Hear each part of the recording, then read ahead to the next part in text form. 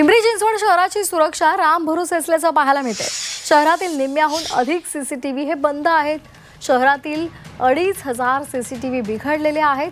CCTV तातडीने सुरू करावेत अशी मागणी नागरिक करत आहेत। पुण्यातील स्वारगेट स्टँडवर एसटीमध्ये तरुणीवर बलात्कार झाला आणि अख्खा महाराष्ट्र हादरला। या निमित्ताने महिलांच्या सुरक्षेचा प्रश्न पुन्हा एकदा ऐरणीवर आलेला आहे आणि अशामध्येच पिंपरी चिंचवड शहराची सुरक्षा धोक्यात असल्याची बाब समोर आली आहे। शहरातले कोणताही अनुचित प्रकार घडू नये म्हणून सीसीटीव्ही बसवण्यात आलेले आहेत। त्या 5000 पैकी 2500 सीसीटीव्ही बंद असल्याची माहिती समोर आली आहे। त्यामुळे शहर असुरक्षित असल्याचं बोलले जाते।